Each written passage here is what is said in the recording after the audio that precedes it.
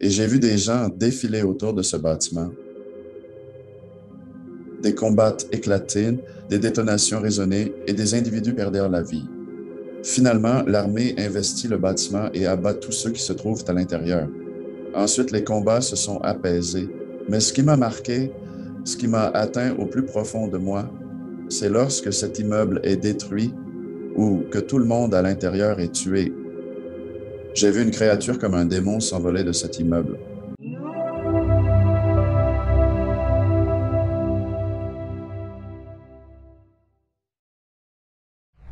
Je suis ravi d'accueillir dans l'émission Ken Lett. Comment ça va, Ken?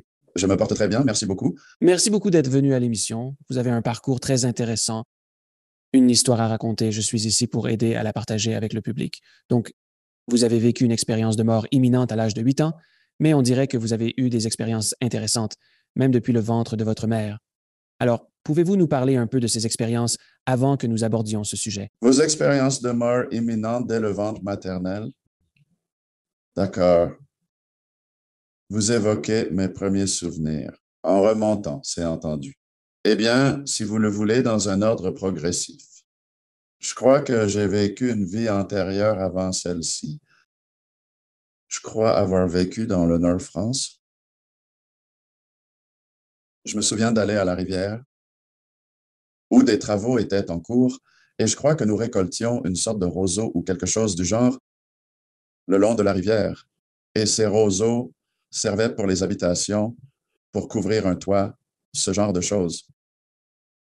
Je pense que j'étais un jeune homme. Voyons, il m'est arrivé quelque chose. On dirait que je suis tombé malade ou que j'ai peut-être été impliqué dans une sorte de bagarre. Je ne suis pas sûr, mais je me souviens que les gens étaient vraiment bouleversés et je me souviens allongé sur le sol. C'était de la terre, mais j'avais un lit de paille et j'étais malade. Des femmes allaient et venaient, entrant et sortant de la cabane où nous vivions, visiblement bouleversées car elles étaient désemparées, ne sachant pas comment me soigner. Et puis, je me souviens juste de m'éteindre lentement. Ma conscience flottait au-dessus de mon corps, comme en lévitation dans la pièce. Ensuite, je me suis élevé, j'ai flotté, traversé le toit, et là-haut, au-dessus de la cabane, je pouvais apercevoir l'herbe et les choses posées sur le toit. Et puis de là, je suis simplement monté et j'ai vu une lumière éclatante. Et puis tout s'est terminé. La chose suivante dont je me souviens, c'est j'ai l'impression d'avoir genre un ange gardien ou une sorte d'entité avec moi qui me parle. Je me trouve au paradis. Et je me trouve confronté par un groupe je les qualifierais d'entités car je ne sais pas comment les décrire. Certaines personnes m'ont dit que cela ressemble à un conseil des anciens, alors que d'autres ont également partagé des récits où ils se souviennent de ce type de choses. Et ce sont en quelque sorte des personnalités d'autorité. Et ils me posent des questions sur mon expérience de vie sur Terre, ce dont je me rappelle et ce que j'ai assimilé. Principalement, quels apprentissages ai-je acquis? Je me suis attardé à leur expliquer ce qu'était l'amour. Et mon ange gardien a comme murmuré à mon oreille en disant, tu dois répondre à cette question, mais fais-le du mieux que tu peux. Si tu ne connais pas vraiment la réponse, fais simplement de ton mieux. Je ne me souviens pas exactement de ce que j'ai dit, mais il a été déterminé que je n'avais pas assez appris. Mais ce n'était pas comme une punition, c'était juste, ils m'ont renvoyé sur Terre dans cette vie actuelle. Mais juste avant que je ne sois renvoyé, mon ange gardien m'a écarté du conseil des anciens, m'a légèrement emmené à l'extérieur de la salle, puis m'a expliqué les choses très clairement et en détail. Puis il a ouvert une sorte de passage ou tunnel dans le ciel, me permettant de voir jusqu'à la terre. Et cet ange m'a ainsi montré un couple amoureux, un jeune couple dans un salon sur terre. Ils sont très épris l'un de l'autre. Et alors, je pouvais sentir l'amour entre eux, je le ressentais. Et l'ange m'a dit que nous pouvions t'envoyer sur terre pour que tu sois leur prochain enfant. Et tu pourras vivre l'amour à travers eux. Alors, cela me semblait bien. Je veux dire, il riait souvent et semblaient passer de très bons moments ensemble. J'aimais vraiment passer du temps avec eux. Donc oui, je les accompagnerai, aucun problème.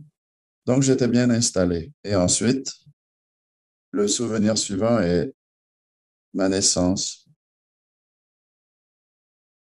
Certaines personnes rejettent vraiment l'idée qu'une personne puisse se souvenir de sa propre naissance. Mais vous devez vous rappeler. En m'écoutant, vous réaliserez que lorsque j'avais 8 ans, j'ai vécu une expérience de mort imminente. On m'a montré toute ma vie 8 années passées là-haut dans le ciel. Et parmi cela, on m'a montré ma naissance. Je pense donc que c'est de là que vient le souvenir. La prochaine étape de la progression, c'est ma naissance sur Terre dans cette vie actuelle. Et je collabore avec le mouvement naturel de l'utérus de ma mère et avec les muscles qui me poussent vers l'extérieur. Et je m'y adapte. Je suis très conscient que quelque chose d'important se passe, alors je ne l'ai pas combattu. Et puis, tout à coup, la pression a cessé. Je me trouvais coincé dans cet espace extrêmement étroit, pas comme se sentir libre dans l'utérus. Je me sentais comprimé. La compression ne cessait. Le mouvement s'est arrêté net. Le cœur de ma mère a alors ralenti. Et je savais que quelque chose n'allait pas. Et même en tant que nourrisson, juste avant ma naissance, je savais que quelque chose était gravement anormal. Pour tenter de me sauver, j'ai essayé de reculer. Et ensuite, j'ai quitté mon corps de nourrisson. J'étais hors de mon corps, flottant dans les environs.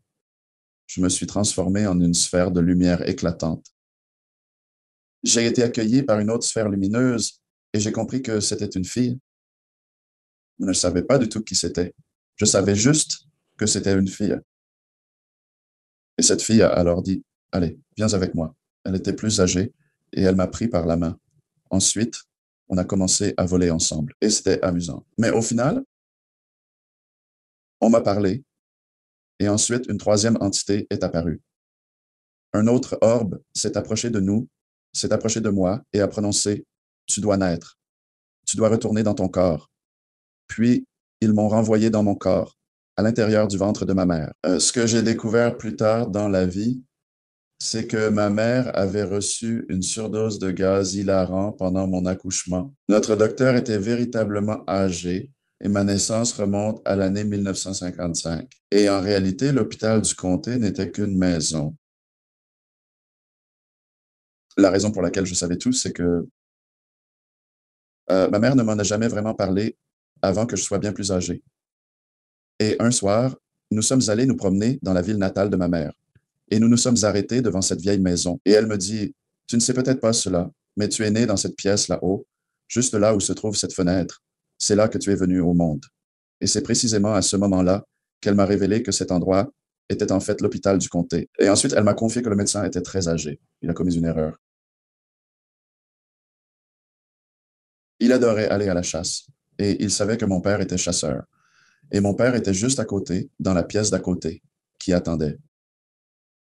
Il souhaitait prendre une pause pour aller discuter avec mon père et fumer une cigarette.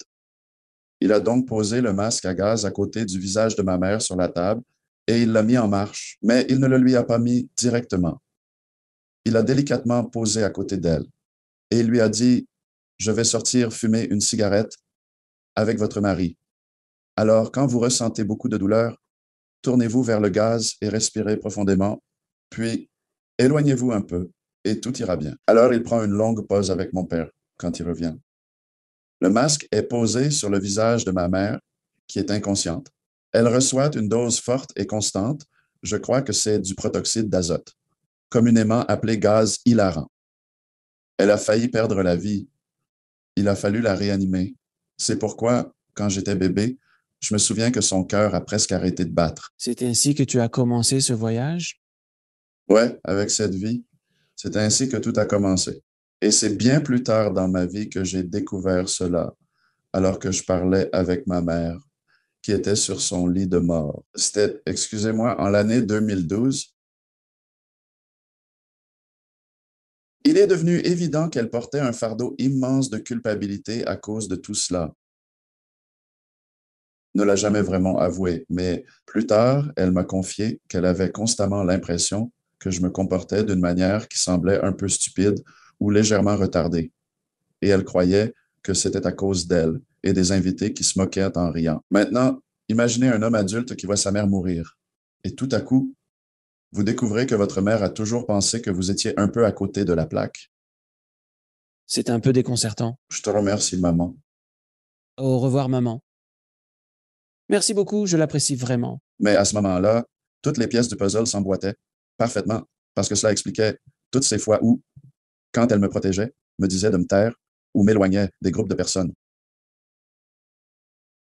Je ne saisissais pas tout à fait la raison pour laquelle elle agissait ainsi, mais je la suivais parce que j'étais son enfant. Eh bien, elle se sentait gênée, redoutant que je puisse dire ou faire quelque chose qui serait embarrassant. Cela se tient bien. Et donc, elle me protégeait toujours, sans faillir. Et puis, cela a profondément marqué ma personnalité parce qu'ensuite, dès que j'avais l'opportunité de m'échapper pour être vraiment moi-même, pour faire quelque chose, même si c'était inhabituel ou étrange, je le faisais sans hésiter, car j'en avais assez d'être constamment étouffé et contraint. Elle portait un poids énorme de culpabilité, et je pense que mon père aussi. Alors, que s'est-il passé quand tu avais 8 ans et que tu as eu ton expérience de mort imminente? Eh bien, je suis rentré de l'école, vraiment malade un jour. Je ne sais pas pourquoi, mais j'avais quand même faim. Nous nous sommes assis à table pour dîner, mais je n'ai pas pu manger, mon estomac était trop bizarre. Cela ressemblait à la grippe, et je me souviens, beaucoup de vomissements, beaucoup de vomissements. Je ne pouvais même pas garder l'eau. Elle n'était rien pendant plusieurs jours. Je me souviens que les vomissements sont devenus tellement violents que mon estomac était vide et je vomissais de la bile. Il n'y avait plus rien d'autre. Et la bile, ça brûle quelque chose de terrible. Et puis, je ne pouvais même pas boire d'eau pour faire passer la brûlure parce que si je le faisais, ça me faisait juste vomir encore plus. C'était horrible. Alors, mes parents, ils ont appelé un médecin du coin. Ma mère a toujours un peu reproché au médecin de ne pas avoir su reconnaître que j'étais atteint d'une appendicite. Mais je connais très bien ma mère. Elle avait cette habitude, lorsqu'elle appelait quelqu'un, que ce soit un médecin, un prêtre ou quelqu'un d'autre. Elle pourrait avoir un problème, mais elle le minimiserait genre, oh, ce n'est pas si grave. Elle ne désirait pas importuner les personnes. Donc, mon fils est malade, mais on pense que c'est la grippe. Et le médecin a suivi cette piste, évidemment. Ouais, ils m'ont donc gardé à la maison. Je sais que je suis resté à la maison au moins une semaine, sinon plus. Je suis encore malade, cependant. Pas sûr d'avoir une bonne perception du temps. Et puis ma mère a trouvé un travail, papa. Cette semaine-là, j'ai été transporté à l'hôpital. Papa s'est parti en déplacement pour le travail. Il était donc parti pour, disons, environ 2 jours. Et ensuite, le supérieur de ma mère a téléphoné, la priant instamment de retourner au travail. Elle prenait soin de moi. Cependant, son patron était désespéré de la faire venir même pour une demi-journée. Alors elle m'a laissé seule, genre une matinée, ou peut-être c'était l'après-midi. Je ne m'en souviens plus. Les vomissements s'étaient arrêtés. Alors j'ai juste dit, d'accord, vas-y. Je n'avais pas peur. Mais je me suis réveillé d'un sommeil extrêmement profond et tellement assoiffé, c'était insupportable. Comme si la déshydratation m'avait frappé pendant mon sommeil. Je suis donc tant bien que mal arrivé jusqu'à l'évier de la cuisine. Ce n'était pas très loin, et j'ai bu de l'eau. Et je n'ai pas réussi à tout ingérer. Ensuite, je me suis évanoui et je suis tombé à terre. Et l'ensemble de la salle, tout est devenu blanc. Je me souviens d'avoir été allongé là sur le sol, regardant droit vers le haut, et toutes les couleurs dans ma vision ont juste viré au blanc, mais très lentement. Et puis j'ai ressenti cette sensation floue et brumeuse m'envahir. Mais conscient, je suis juste resté allongé là, immobile. J'ai vu cela arriver. Et puis finalement, les couleurs sont revenues et je me suis dit, mais bon, je ne peux vraiment pas rester ici par terre. Il faut absolument que je me lève. Mais j'ai dû ramper à 4 pattes afin d'atteindre le canapé où je dormais auparavant. Et quand je suis arrivé au canapé, ça ne semblait pas correct. Il y avait comme quelque chose de déplacé. Et je n'arrêtais pas de me tourner, de me retourner et de m'étirer. Et quelque chose dans mes entrailles a fait comme un tilt. Et je l'ai ressenti Mais tu sais, à l'instant où cela s'est produit, je me suis senti mieux. J'étais prêt à me lever et à jouer. Je me sentais tellement bien. Maman est rentrée à la maison et je lui ai raconté toute l'histoire en détail. S'évanouir et tout ce qui suit. Elle s'est inquiétée plus que jamais. Je suppose que je n'avais pas l'air en forme, vraiment pâle. Et pour une raison que j'ignore, elle a semblé hésiter. Elle a décidé de me garder à la maison. Et j'ai passé encore une nuit supplémentaire à la maison. Puis le lendemain matin, elle m'a lancé un regard. Et là, elle a prononcé, c'est décidé. On t'emmène chez le médecin. Je ne crois même pas qu'elle avait pris un rendez-vous. Elle m'a simplement fait monter dans la voiture et m'a emmené. Je suppose. Elle m'a dit que j'étais tellement pâle, que je ressemblais à de la peinture blanche ou presque transparent. Elle pouvait voir à travers moi. C'était à ce point-là. M'a emmené chez le médecin. Il a tout de suite su que quelque chose de grave se passait. Et je me souviens qu'il parlait très rapidement. Je faisais des allers-retours entre ma mère et le médecin, et ce dernier insistait vivement pour que je me rende sans délai à l'hôpital. Et maman voulait attendre pour en parler à mon père. Elle comptait vraiment sur lui pour prendre des décisions. Quelque chose comme une opération. Elle voulait qu'il participe. Mais il était hors de la ville et il n'y avait pas de téléphone portable. Cela s'est passé en 1963. Alors, ils m'ont emmené à l'hôpital. Des infirmières vraiment gentilles m'ont installé dans une chambre.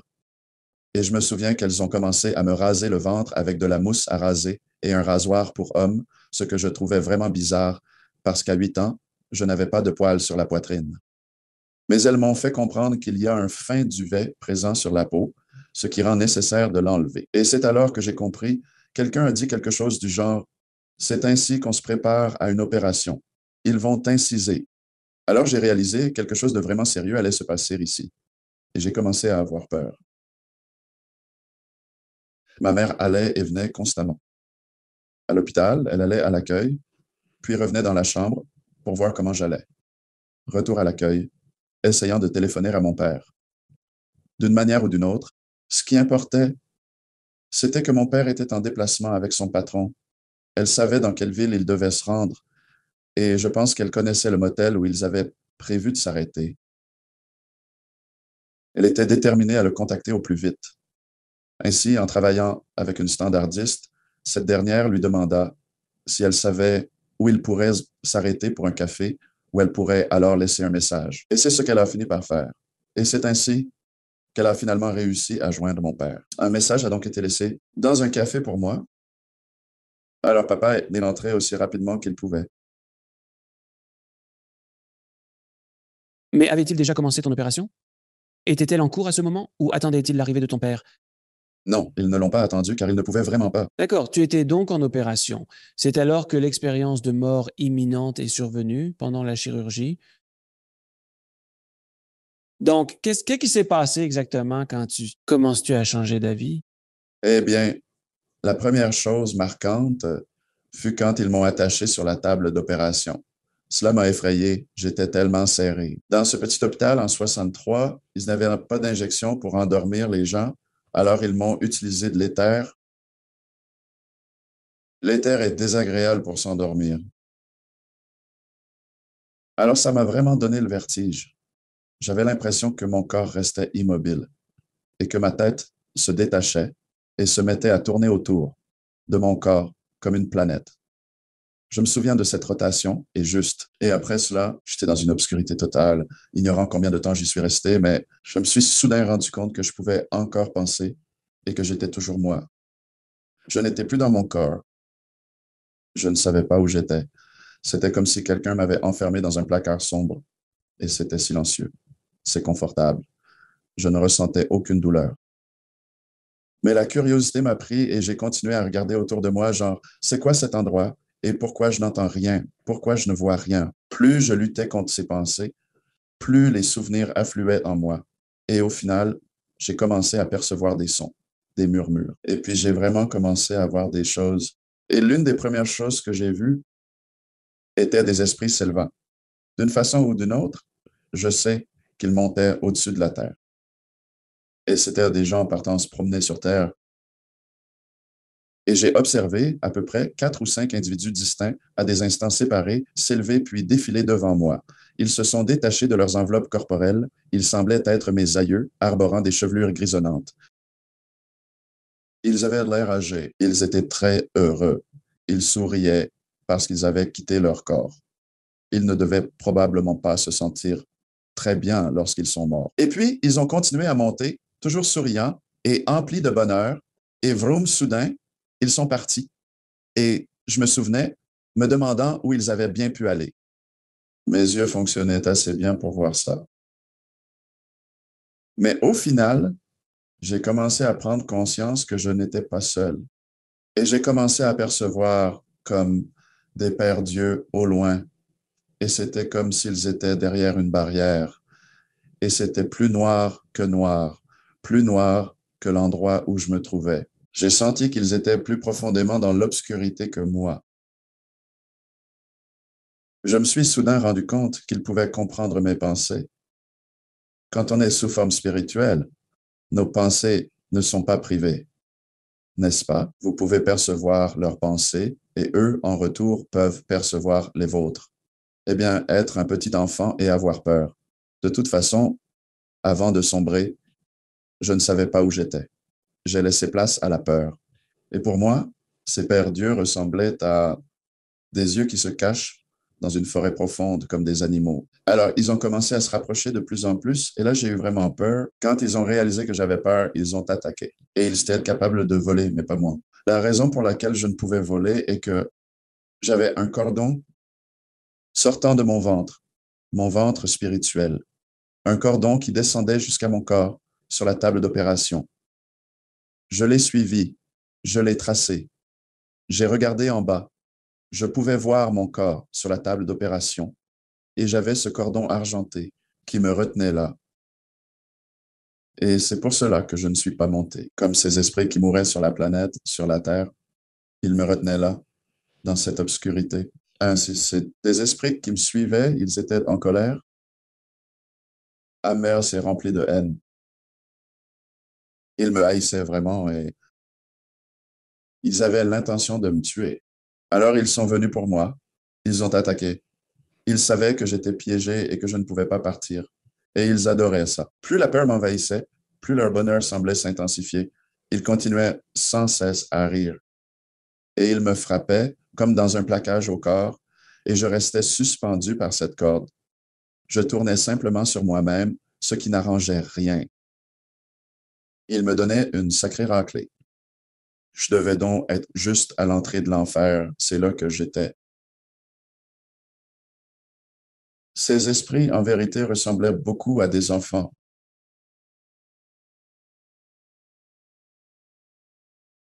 Tout ce que je peux dire, c'est qu'ils riaient et gloussaient comme des enfants ravis. Alors, ils ont persisté à m'attaquer et à me rouer de coups, tout en prenant un plaisir manifeste. Et finalement, j'en suis arrivé là. J'en avais tellement marre que j'ai commencé à leur demander de me laisser tranquille. Et ça a empiré. Ils m'ont frappé encore plus fort. Et puis, finalement, du plus profond de mon être, j'ai murmuré, s'il te plaît, Dieu, fais que cela cesse. Alors, ils étaient vraiment furieux. Ils m'ont ordonné de me taire et je ne l'ai pas fait. Je n'ai fait que continuer à appeler à l'aide. Et puis, j'ai entendu une autre voix. Au début, c'était très loin dans le lointain. Et elle se rapprochait de plus en plus et elle m'appelait. Et d'une manière ou d'une autre, je savais juste que je pouvais faire confiance à cette autre voix. Elle avait l'air inquiète et elle se souciait de moi. Je t'ai entendu appeler. Où es-tu caché? Ne crains rien, je te trouverai, mais rappelle-moi, fais-le pour moi. Et je continuais à crier encore et encore. Je suis en bas, je suis en bas. Tu m'entends? Tu me vois? Eh bien, quand cela m'est finalement parvenu, ces mauvais enfants, ces esprits malveillants qui m'attaquaient, ils ont pris la fuite. Ils étaient effrayés. Maintenant, tout est différent. Et ce que j'ai réalisé plus tard dans la vie, quand j'ai eu du temps pour analyser tout cela, ce qui m'est venu, c'était un ange. Et cet ange rayonnait de lumière pour que je puisse voir de nouveau.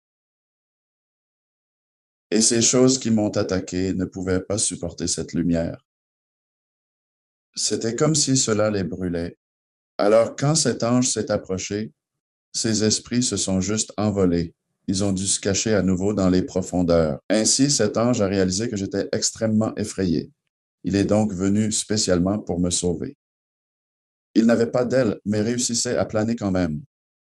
Alors, je pense, dans les églises et partout ailleurs, lorsque je regarde des images d'anges qui ont des ailes, j'ai l'impression que celui qui les dessine essaie juste de représenter le fait qu'il lévitait. Mais bien sûr, à l'époque, aucun humain ne pouvait voler. Ils ne peuvent pas léviter. Donc, ils devaient avoir des ailes. Bien sûr. Les voilà là. Et cette histoire d'auréole. Maintenant, vous ne voyez pas réellement d'auréole, mais vous pouvez voir des gens rayonner de lumière. Ouais, il rayonnait vraiment.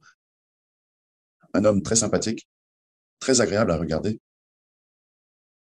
Il était vêtu d'une longue robe blanche fluide, serrée à la taille par une ceinture. Et il portait une épée fixée à cette ceinture, une épée longue et imposante. Et il avait également une bandoulière en travers de l'épaule, sur laquelle reposait un corps long et ancien.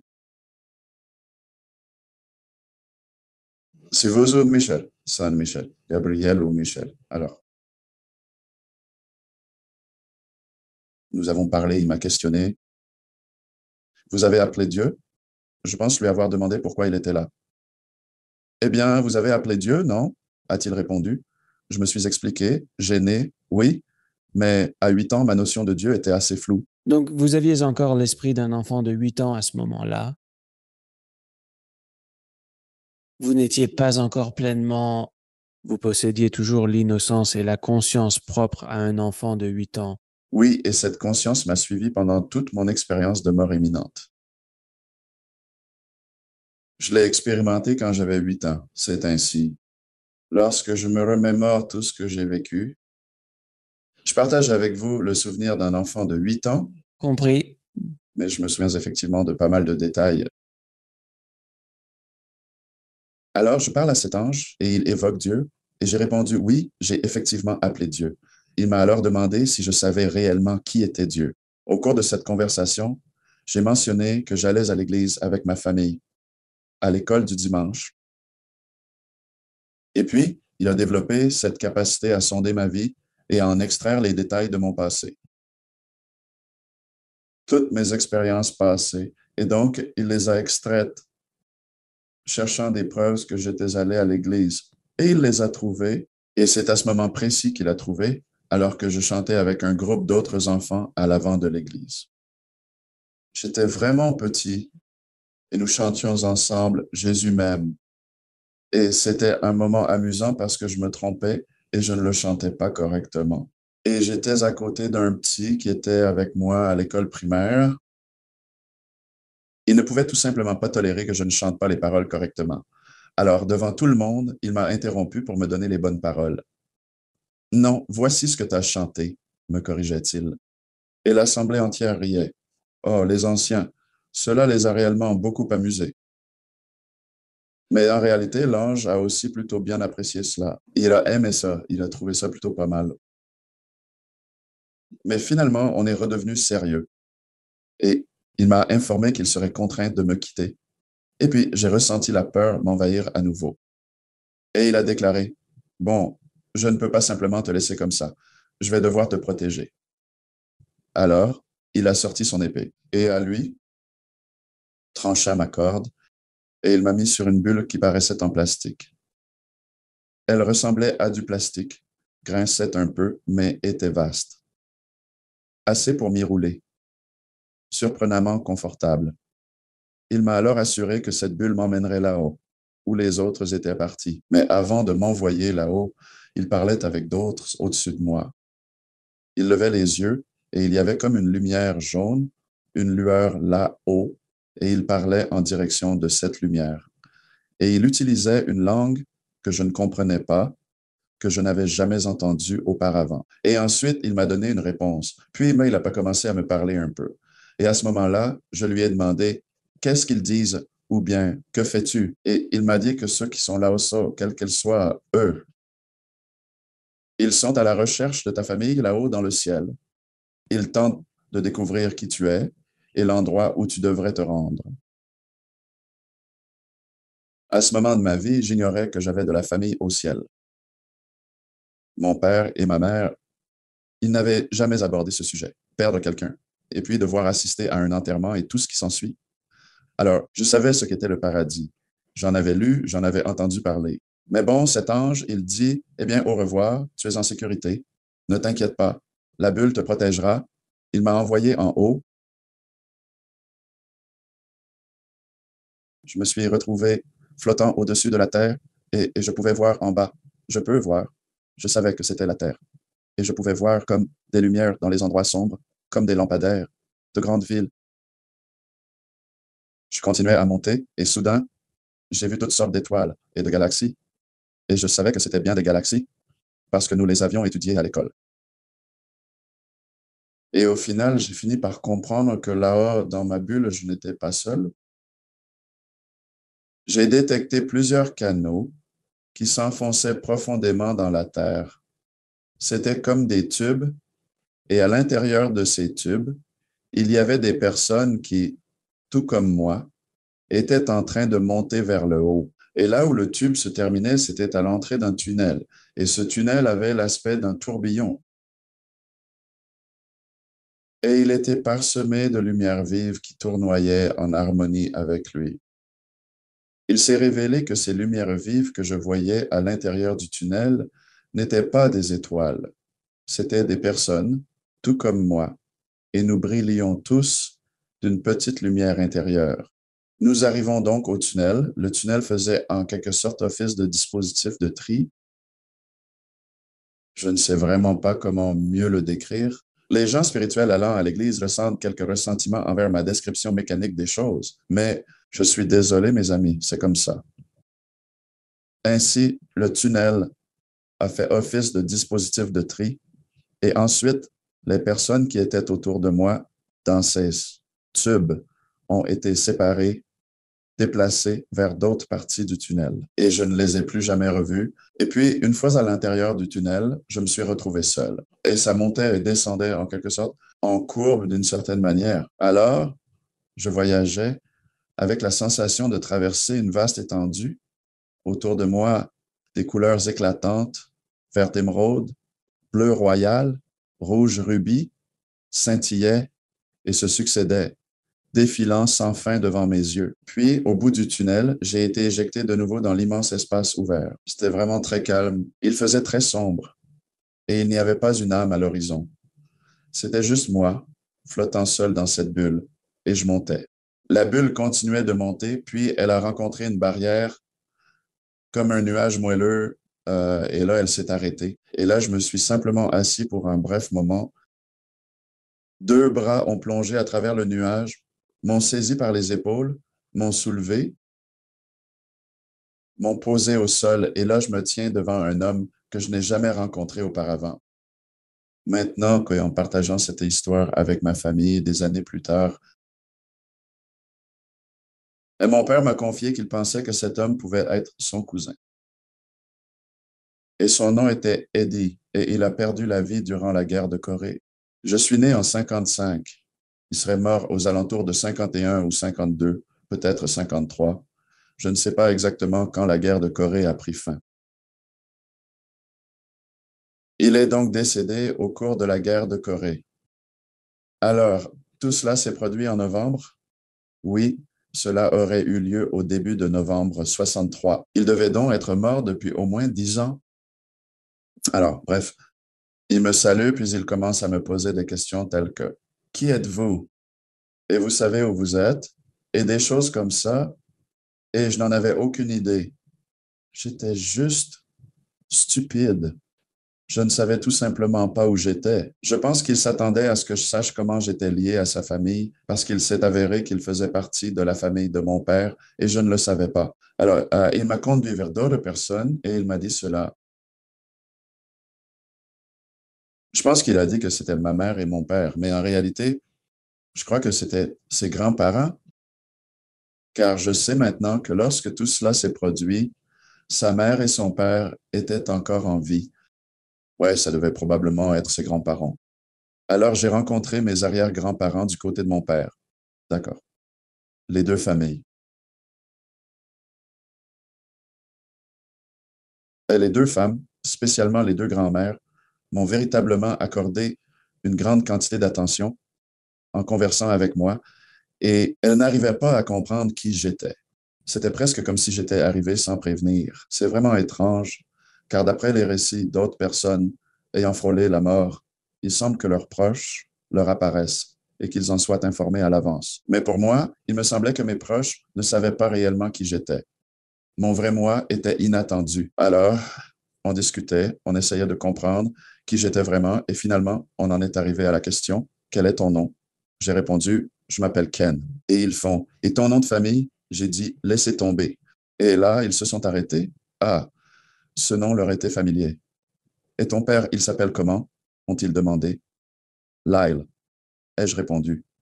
Alors, ils ont dit, surpris, eh bien, c'est notre petit-fils. Nous connaissons ton père. Et puis, il m'a fallu un certain temps pour réaliser que ma grand-mère et mon grand-père, vivant sur Terre, à un moment donné, ont dû être jeunes comme moi. Je n'en avais aucune idée. D'accord, car tu as 8 ans. J'avais 8 ans et jamais mon père ne parlait de ses grands-parents. Ce que je veux dire, c'est qu'ils étaient décédés bien avant que je sois né. Compris. Et ils ne parlaient tout simplement jamais de cela. Ainsi, j'ignorais totalement l'existence d'une vaste famille éloignée. Alors, une fois qu'ils découvrent qui vous êtes, où est-ce qu'ils vous emmènent? Eh bien, nous avons vraiment beaucoup discuté et j'ai aussi rencontré un bon nombre d'autres parents. C'était semblable à une fête, une grande célébration. Chacun débordait de joie. En fin de compte, une de mes arrière-grand-mères est venue me rendre visite et elle m'a dit, quelqu'un s'approche pour te saluer. C'est une personne vraiment très spéciale. Et elle a fait des efforts pour me préparer. C'était en mode, sois sage, sois gentil. N'aie pas peur, mon enfant. Tout va bien se passer. Tu sais, précisément comme le dirait une grand-mère rassurante. Je voyais là une entité s'approcher de moi. Elle était au loin, c'était une femme, et je la voyais venir vers moi comme en voyageant. Mais elle ne marchait pas, elle flottait. Elle flottait doucement et continuait de se rapprocher sans effort. Et puis, lorsqu'elle est juste devant moi, c'est une dame très gentille, et elle paraissait plus âgée, tout comme ma grand-mère. Mais la toute première chose que j'ai remarquée, c'était ses vêtements. C'était tout comme une tunique. Et cela était confectionné dans une sorte de toile de jute, tout comme celle utilisée pour les sacs à pommes de terre. Ça semblait bien un sac en toile de jute, c'était très rugueux et semblait gratter. Elle m'a salué et on a discuté un peu. Et puis, j'ai pris mon courage à deux mains, je suppose. Je lui ai fait remarquer que ses cheveux avaient un aspect étrange. Elle avait des mèches qui ressortaient, comme si quelqu'un lui avait vraiment fait un horrible mal de tête. Je veux dire, une coupe de cheveux, une coupe qui poussait en touffes épaisses. J'ai alors fait une remarque à ce sujet. Je crois que mon arrière-grand-mère se sentait un peu embarrassée. Et puis soudain, ils ont commencé à parler très rapidement. Et puis, ce qu'on m'a expliqué, c'est à propos de cette femme dont je ne connaissais pas l'identité. Elle m'a révélé que lorsqu'elle résidait sur Terre, elle ne possédait pas de ciseaux et elle se coupait les cheveux à l'aide d'un couteau. Compris. C'est pour ça que ça avait cet aspect haché. Elle devait aussi toujours porter une capuche ou quelque chose du genre. Alors, où est-ce qu'elle t'a emmené? Elle m'a dit que ma famille savait qu'il y avait une longue histoire et qu'elle voulait que je la voie. Alors j'ai accepté de l'accompagner. Elle débordait d'amour. Elle prenait soin de moi comme une mère prendrait soin de son propre enfant. Alors, je me contente de l'appeler maman, car elle ne m'a jamais révélé son identité. Quand je fais référence à elle, c'est comme si je parlais de ma mère qui se trouve au ciel. Alors, elle m'éloigne de ma famille proche au ciel, et ensemble, nous empruntons ce chemin, ce voyage. Elle s'est transformée à un certain moment en une lumière. Cependant, elle m'étreignait tendrement comme une mère étreindrait son bébé, et je me suis métamorphosé. J'étais semblable à un nourrisson entre ses bras, qu'elle berçait doucement et enveloppait d'amour. Et puis, à un autre moment, elle saisissait ma main et je faisais mes premiers pas, chancelant tel un tout petit. Elle est mère formidable. Elle a donc répété avec insistance, votre famille possède une longue histoire et j'aimerais vraiment vous la montrer. Elle s'est ensuite approchée de l'endroit et, d'un simple geste de la main, et là, un autre tunnel, une autre ouverture. Celui-ci ressemble plutôt à une grotte. Et celui-ci ne tourne pas, ne pivote pas non plus. On aurait vraiment dit qu'il était fait de pierre. Et j'ai remarqué qu'il y avait des gens dans le tunnel. Mais le tunnel s'enfonçait en arrière comme en couche ou en palier. Ce qui comptait, c'était chaque niveau. Chacun, en reculant dans cette grotte, représentait une génération de ma famille. Et je pouvais voir de là où nous étions, au moins apercevoir des générations ou des niveaux en remontant, probablement plus loin. Je pense avoir aperçu mes arrière-arrière-grands-parents paternels. Je suis presque certain de les avoir vus. Ils ne voient jamais. Ma famille vient du Danemark et ils ne sont jamais venus en Amérique. Ma famille a perdu tout contact avec eux et cela inclut aussi mon grand-père. Il ne les a jamais connus ni rencontrés, mais j'ai pu voir ce couple âgé et je pense que c'était mes arrière-arrière-grands-parents. Et la femme était assise sur une chaise, elle me faisait signe, souriait, essayant d'attirer mon attention. Mais en regardant au fond obscur de la grotte, j'ai aperçu, au-delà de toutes ces générations, j'ai vu un homme seul debout, à côté d'une lumière éclatante. Et il était vraiment très grand et considérablement courbé, et il tenait fermement un bâton de marche. Ce n'était pas une canne ordinaire, mais un solide bâton de marche qui s'élevait bien au-dessus de sa tête. Et il portait, je pense, une sorte de pantalon qui lui donnait une apparence très ample. Et là, il se tenait, tout simplement, baignant dans la chaleur qui se dégageait de l'intense lumière brillante devant lui. Et il appréciait vraiment cela énormément. Et puis, maman a de nouveau capté mon attention et elle a dit, vois-tu cette lumière-là, tout au bout du tunnel? Et elle a dit, cette lumière s'approche de toi. Elle vient pour te dire bonjour. Alors, finalement, j'ai vu la lumière percer le tunnel, se rapprochant de plus en plus, et puis elle était là, juste devant moi, et presque instantanément, elle s'est transformée en un homme. Il me semblait être en fin de vingtaine, début de trentaine. Je crois me souvenir d'une barbe. Oui, je me souviens. Cheveux de couleur brune, mais qui ne sont pas très longs. Type sympa, mais ces traits du visage, je ne peux pas vraiment les décrire. Alors, j'ai demandé à maman, mais c'est qui lui? Elle a juste simplement dit, eh bien, il est possible qu'on vous ait informé que son nom est Jésus. Alors elle a déclaré, c'est mon fils, c'est Jésus. Donc, je me tenais là, debout à côté d'elle. Il l'était, mais il était vraiment sympa, un type bien adorable avec les enfants. Il savait s'adresser à moi à mon niveau. C'était bien. Je veux dire, c'était un type intéressant. Il me plaisait. Mais je l'ai vu discuter avec ma mère, aller et venir, comme un fils le fait avec sa propre mère, et avec respect. À un moment donné, ils discutaient de ce qu'ils allaient faire de moi. Je pense que si maman avait proposé, maintenant, ne faisons pas ça, faisons quelque chose d'autre, il aurait probablement dit d'accord. Il aurait été d'accord avec ça. Il était vraiment conciliant. J'ai eu une éducation religieuse à travers mon église et j'ai observé d'autres personnes se parler de Jésus et tout.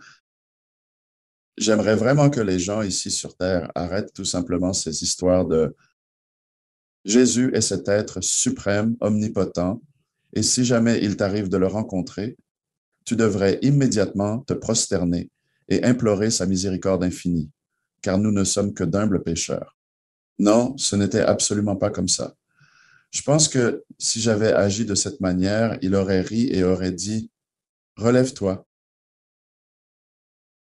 car il m'aimait et il me prodiguait beaucoup d'amour. C'était parce que j'étais considéré comme un véritable membre de la famille. Ce que nous sommes tous, absolument tous, sans aucune exception. Cela est indépendant de votre religion ou de votre nationalité. Vous pourriez être, nous sommes tous nés avec divers défauts. Cela n'a pas d'importance. Vous pourriez être la personne la plus belle sur Terre. Cela reste sans conséquence. Aux yeux de Dieu, nous sommes tous égaux. Alors, que font ces deux choses pour vous? Ma mère m'a informé que Jésus souhaitait passer un moment en tête-à-tête avec moi. Il l'a accompli. Il a réussi à m'éloigner d'elle pendant un moment, mais c'était presque comme s'il se jouait de moi. Il a dit, « Je dois te montrer quelque chose. » Et il a fait comme si c'était un jeu. Et il fait, « Regarde ça maintenant. » Et il a juste enroulé. Et c'est à nouveau transformé en lumière éclatante. Et moi, stupéfait, je pense, oh wow, c'est génial. Mais ce qui était si génial, c'était son amour et la lumière qui rayonnait à travers moi. Ainsi, lorsque vous êtes sous forme spirituelle au paradis, il n'est pas nécessaire de consommer de la nourriture ou de l'oxygène. Vous avez besoin d'amour, cela nourrit votre âme. Et la lumière, ce que Dieu a créé par Jésus, rayonne est comme de la nourriture et elle vous traverse, vous purifie, vous nourrit et vous fortifie. C'est la nourriture de votre âme au paradis et c'est tout simplement merveilleux. Il s'est agrandi et je me suis également agrandi. On aurait dit que nous remplissions la pièce entière de notre présence.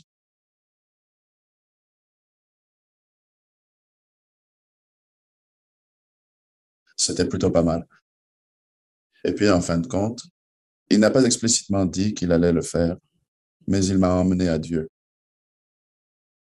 le grand homme. Le grand homme. Le grand G, comme on dit. Ouais, au grand G. Et je ne l'ai jamais vu. Lui aussi était une lumière éclatante. Je n'osais pas le regarder directement dans les yeux, car l'intensité de sa lumière était si forte, mais je percevais l'amour qu'il émanait. J'ai entendu sa voix. Il a volontairement communiqué avec moi. C'était l'action de Dieu. Et sa voix, d'ailleurs, maintenant, je l'appelle un homme. Dieu était un homme simplement parce qu'il avait une voix profonde et grondante comme celle d'un homme. Et je n'ai vu aucune image. Mon seul repère est donc cette voix grave. Mais sa voix ne faisait que gronder. Alors, en discutant, Dieu intervient. Tu as rencontré Jésus? Tu sais ce qu'il a fait pour moi? Et je n'ai pas vraiment bien compris. Pourquoi Jésus a dû mourir sur la croix? Alors, je pense que Dieu me l'a en quelque sorte expliqué. Et puis, comme si Dieu disait, Jésus a accompli cela en mon nom et il a consenti à se sacrifier pour moi. Il a dit, toi aussi, tu peux faire des sacrifices sur terre et tu peux obtenir de grandes récompenses au ciel, tout comme Jésus l'a fait. Eh bien, cela m'a légèrement effrayé. Et dans ma tête, je me disais, oh non, il désire que je sois crucifié à la manière de Jésus. Je ne veux vraiment pas faire cela. Cela m'a légèrement effrayé. Mais Dieu a compris, puis il a existé. Ne t'en fais pas, je ne te demande pas de faire ça pour moi. Tu dois vivre ta propre vie. Et il a déclaré qu'il avait l'intention de me renvoyer sur terre. Mais il a dit, lorsque tu fais des sacrifices et que tu le fais pour autrui, que tu prends soin d'autrui, que tu te soucies d'autrui, alors tu gagnes des récompenses au paradis pour être une personne aimante, quelqu'un qui prend soin d'autrui. Il semble que tu assimiles bien ces informations. Effectivement, à la manière d'un enfant. C'est vraiment simplifié, comme pour un enfant, comme des leçons qu'un enfant pourrait écouter. Ce n'est vraiment pas une conversation complexe. Et pourtant, je dois te poser une question. Il y a eu, je veux dire évidemment, au fil de l'histoire, une multitude de religions et de philosophies différentes. Selon des témoignages sur l'expérience de mort imminente, si l'on est bouddhiste, si vous êtes hindou et parcourez ce chemin, vous verrez des choses particulières. Pensez-vous que votre exposition à ces symboles du catholicisme ou du christianisme découle de votre éducation dans cette tradition? Je le pense, oui. Il savait cela à mon sujet. Il savait que j'avais des connaissances en matière de religion et donc Je pense qu'il voulait me présenter les choses d'une manière qu'il pensait que je pourrais comprendre. D'accord. En somme, le Bouddha ne va pas surgir devant vous et vous ne vous direz pas c'est qui lui sans jamais en avoir entendu parler. Ah, dans ce cas, je ne saurais absolument rien concernant Bouddha. Exactement, exactement. D'accord. Donc, c'est un point de vue intéressant à soulever. Alors, c'est à ce moment qu'ils ont choisi de vous renvoyer. Eh bien, cela ne s'est pas produit immédiatement. Quand j'en ai eu fini avec Dieu, ma mère m'a repris, et puis Jésus était de nouveau là. Oh, la vache! Cette mère m'a fait faire comme une visite guidée du paradis. Mais d'abord, j'ai dû passer par mon examen de vie. Et c'est là que j'ai vu ma propre naissance. Et toute ma vie, cela m'est toujours resté en mémoire. J'ai vu ce vieux docteur qui me donnait des claques sur les fesses à ma naissance parce que je ne respirais pas. La raison pour laquelle je ne respirais pas, c'est parce que je me sentais bien. Juste après ma naissance, j'étais hors de mon corps, comme si j'étais à moitié mort, et mon esprit flottait tout autour. Je me sentais bien, vraiment à l'aise.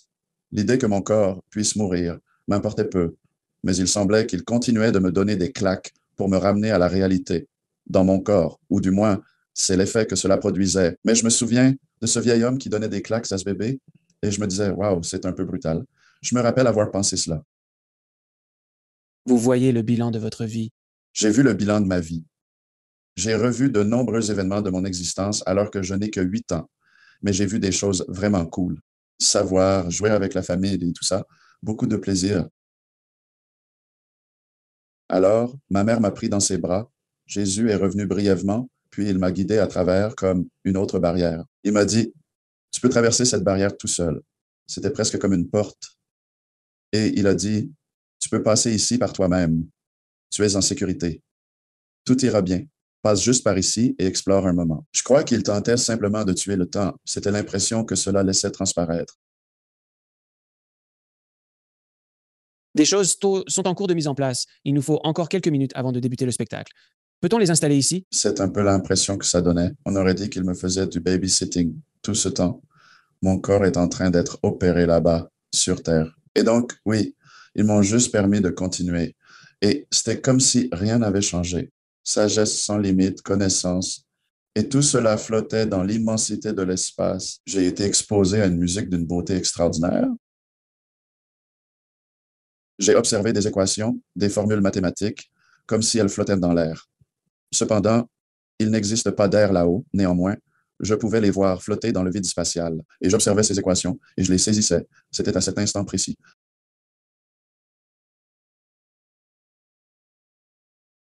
Je me souviens m'être concentré sur la relation que l'humanité entretient avec des organismes vivants, organisés, comme les plantes, et qu'il y ait une coopération entre l'humanité et le monde végétal. Nombreuses sont les personnes. Beaucoup de gens ne comprennent pas cette relation, mais nous avons la capacité de faire pousser les choses et nous pouvons le faire grâce à notre énergie et à notre amour. Et nous ne devrions pas avoir à dépendre autant des pesticides et de produits similaires si nous avions une meilleure compréhension de la manière de coopérer avec les plantes pour les cultiver. Alors, j'ai vu beaucoup ça, mais le plus cool, c'est ma passion pour la musique, voyez-vous. J'ai acheté une chaîne stéréo qui a coûté bien trop cher, mais alors, je l'adore absolument. Je l'ai entendu de la musique, mais c'était plutôt des vibrations. C'était presque comme si le paradis était une structure mécanique. Alors, imaginez un très, très grand édifice en acier, tellement vaste que, occasionnellement, son poids se déplace et il émet des gémissements. C'était l'effet là-haut. Parfois, le paradis semblait vibrer. Et c'était profond, vraiment. C'était, disons, indescriptible, vraiment profond. Et puis, il y avait d'autres moments, ça grinçait, comme des oiseaux qui gazouillent. Euh, mais je pouvais voir les vibrations. C'était comme s'il y avait une barrière ou un mur à côté de moi. Et quand les vibrations le frappaient, je pouvais voir les vibrations monter le long de ce mur. Et puis elles changeaient de couleur. La voix de Dieu, vibration la plus profonde, était un grondement abyssal. Alors, j'ai observé tout ce qui se passait. Puis, finalement, on m'a rappelé, je pense que c'était ma mère qui m'a fait revenir vers la porte. Puis, elle m'a en quelque sorte fait visiter le paradis. Elle m'a emmené dans un lieu qui m'a évoqué le tabernacle mormon, car je me trouvais au centre et il y avait tout autour comme des gradins de chaque côté. Cet endroit était comblé de chanteurs et j'ai eu l'impression que c'était principalement des femmes qui formaient ce chœur. Mais je les ai entendus chanter de la musique classique et c'était la plus belle musique que j'ai jamais entendue de ma vie. Et cela a atteint un point où je pouvais presque dans mon esprit anticiper la note suivante et elle la chantait juste après. J'avais l'impression de composer cette musique avec elle et elle l'interprétait à la perfection. Waouh! C'était d'une beauté à couper le souffle. Et puis, à un moment différent, on m'a donné un peu d'instruction. On m'a fait voir une photo de la Bible et, tandis que je tournais les pages, une voix s'est fait entendre. Et bien que je ne sache pas à qui elle pouvait appartenir, cette voix m'expliquait les événements se déroulant au sein de chacune de ces histoires. Je suis assez sûr que ce dont je me souviens de tout cela, c'est, dès le début, Adam et Ève, le péché originel. L'humanité est automatiquement pécheresse pour toujours à cause de ce qu'Ève a fait. Non, cela n'a rien à voir avec ça. Nous ne sommes pas punis. Dieu ne nous a pas envoyés ici pour nous punir. Il nous a envoyés ici parce que l'humanité avait un désir.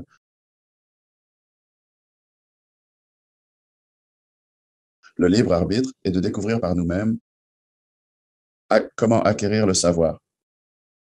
Et Dieu l'a accepté. Ce n'est pas une punition. Ça n'a peut-être pas été le choix le plus judicieux que l'humanité a commis, mais nous le vivons. Et si nous devons l'appeler une punition, alors bon sang, c'est nous qui nous infligeons cette punition les uns aux autres. Ce n'est pas Dieu qui nous fait subir cela.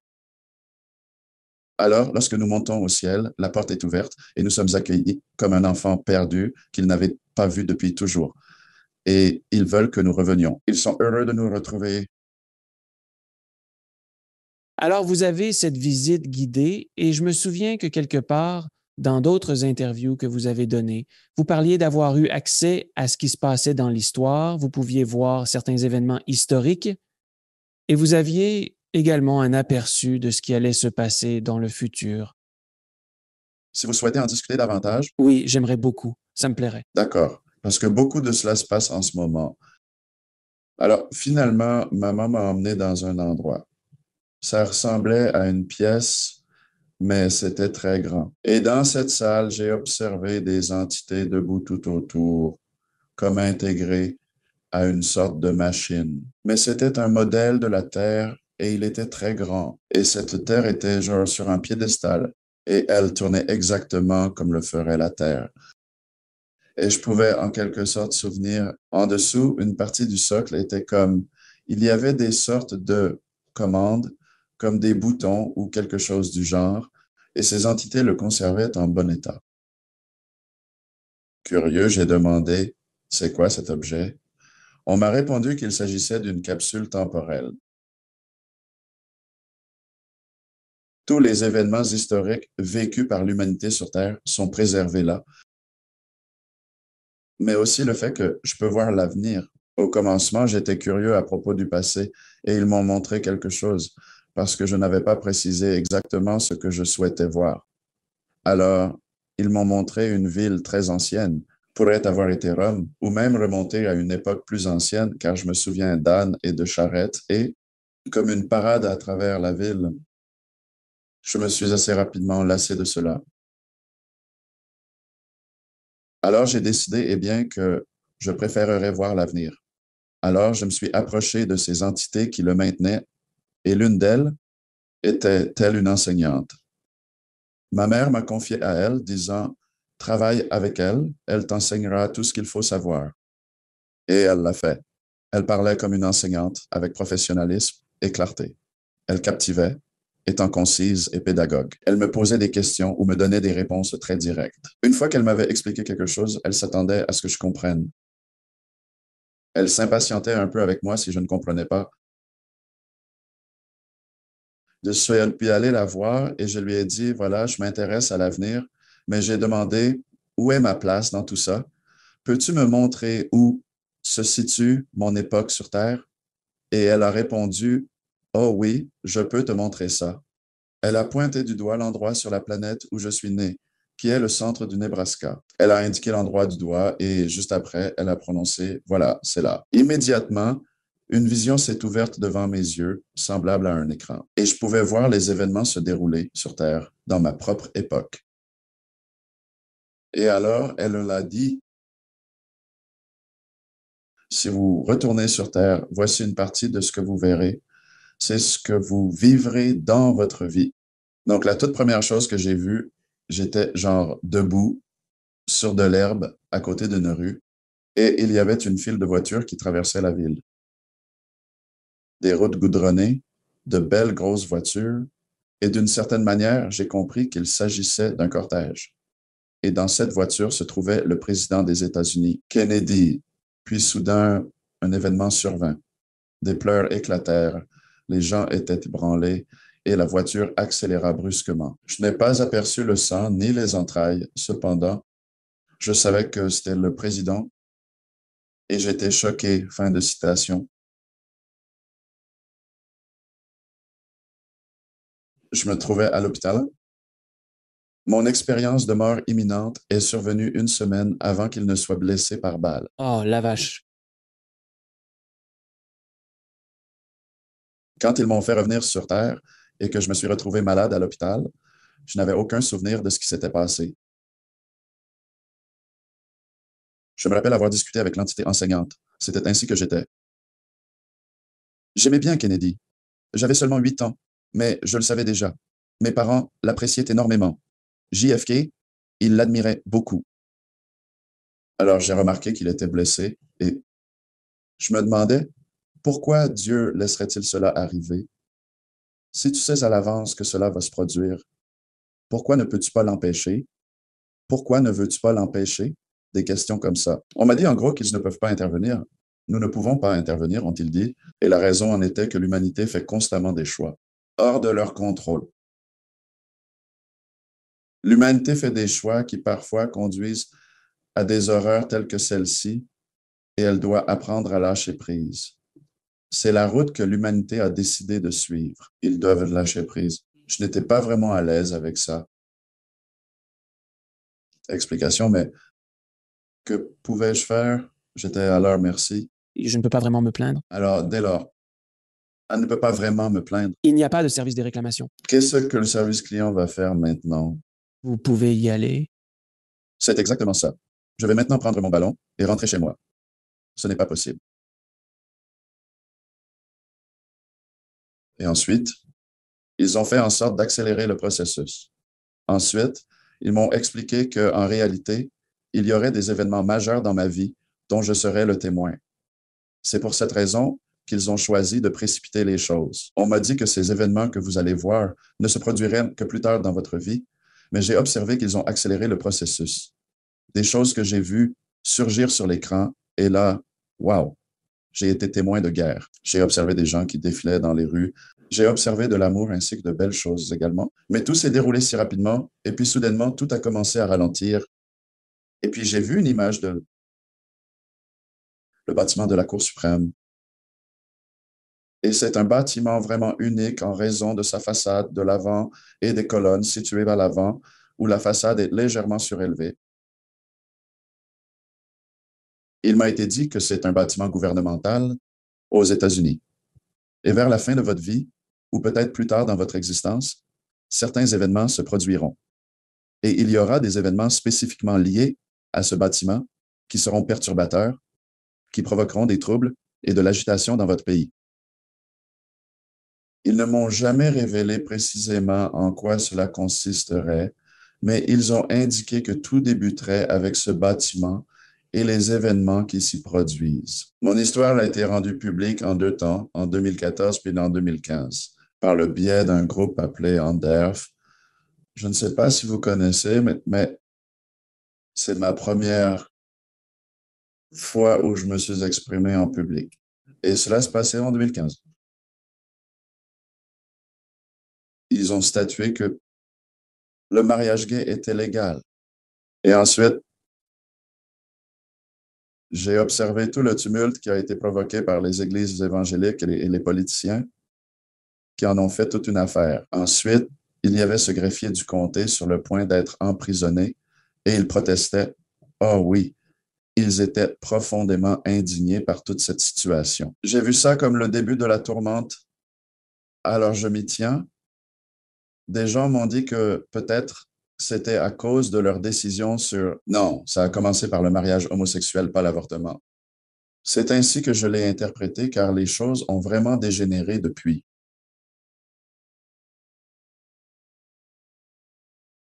Puis depuis le bâtiment de la Cour suprême, ça a dégénéré. Je l'ai vu, toutes sortes de tempêtes et d'autres phénomènes météorologiques s'abattant sur la côte est du pays. Depuis environ, eh bien, voyons, ça date de, on dirait, le début des années 90 ou fin des années 80. Andrew a été un ouragan terrible. J'étais là-bas. Ah oui? Eh bien, nous, oui, wow. J'étais à Fort Lauderdale. Je n'étais pas à Miami. J'étais à Fort Lauderdale à ce moment-là et je l'ai ressenti. Et un arbre est tombé sur notre... Nous étions allongés sur le toit. Puis, bien que Dieu n'ait pas fait irruption, nous avons subi des dégâts et c'était terrifiant. Pendant ce temps, mon grand-père dormait, ronflant paisiblement. Parce que c'est papy, mais c'était réellement terrifiant. Ouais, il se réveille le matin, il regarde autour et demande « C'est fini ?» Quel vieux monsieur cool. Ça m'aurait vraiment plu. Il en a vu des choses. Donc, ouais, non. Dans ma vie, j'ai vécu quelques ouragans. Eh bien, l'augmentation des tempêtes violentes a débuté, dirais-je, fin des années 80. Voilà. Poursuivant dans cette même dynamique, et pour être plus précis, autour des années 2009 à 2012, le phénomène s'est encore intensifié. Oui, ça s'est aggravé chaque année. Chaque année qui passe empire. Et je l'ai vu de mes propres yeux. J'ai vu de plus en plus de tempêtes frapper les États-Unis.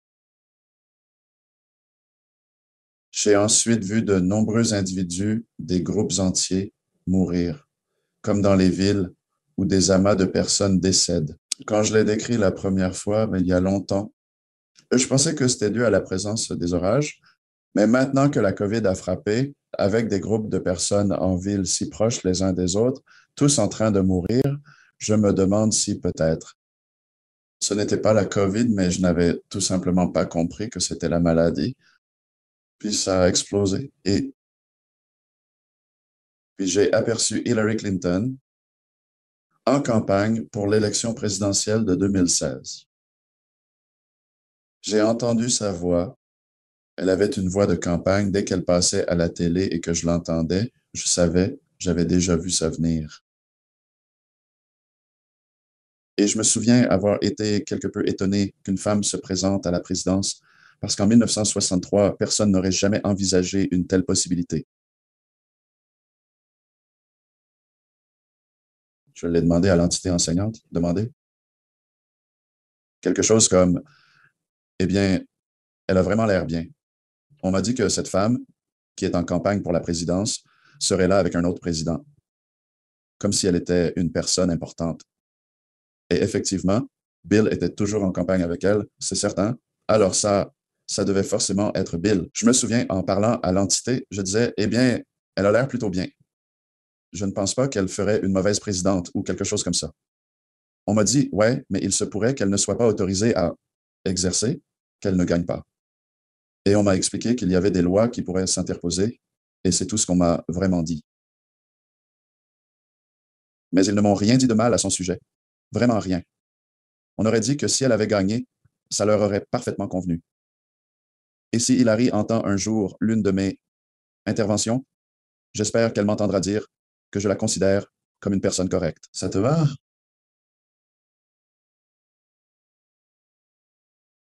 Et puis, à partir de là, il a encore sauté. Et ensuite, on m'a montré cet homme très en colère, perturbateur. Dans notre gouvernement, je ne me rappelle pas de son visage, juste que sa personnalité était très désagréable. Toujours insatisfait, jamais content, toujours en train de se plaindre, en voulant toujours plus, s'attendant à être servi sur un plateau, toujours en train de rouspéter sans arrêt. Et il possédait des cheveux blonds.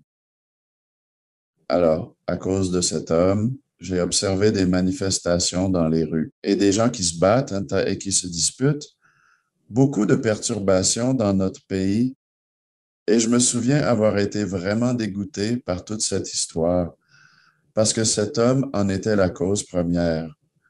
C'est ainsi que je l'ai ressenti. Et je me souviens avoir demandé au professeur, et vraiment, d'où vient cet homme? C'est ridicule. Pourquoi est-il notre président? Et elle m'a montré une vision et c'était comme si je voyais une vision de la Bible à nouveau. La Bible s'est ouverte et c'était comme si des organigrammes circulaient à travers les pages. Les pages se tournaient, le graphique à barres évoluait. Et ce qu'on m'a dit, c'est que c'était le déroulement de l'histoire humaine depuis le commencement. Et ça allait très vite, juste vers. Puis ça a ralenti et puis ça s'est arrêté. Et puis, comme une flèche jaillissait de la Bible et se plantait dans la vieille Europe. Et ensuite, la vision m'emporta là-bas. Et je vis des gens en Europe construire des églises. Mais c'était comme le Moyen Âge, les premières églises chrétiennes, tu sais. Je les observais construire des cathédrales et de grandes structures.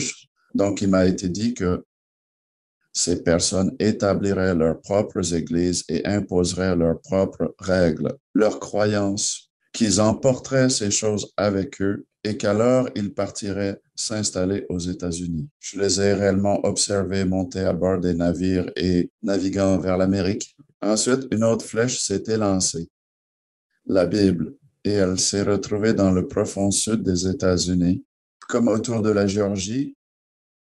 Arkansas, Louisiane, c'est par là-bas. Et puis le Mississippi, c'est le Grand Sud. Atterri par là-bas. Et après cela, on m'a informé, cet homme était prédestiné à accéder à la présidence grâce au soutien des églises qui sont venues de l'Europe jusqu'aux États-Unis. Ils ont soutenu cet homme, contribuant à son élection. Puis, j'ai observé l'essor de ces églises en Amérique. De grandes structures, de grands complexes, écoles, somptueuses demeures. Où les gens habitaient, il y avait considérablement beaucoup d'argent en jeu.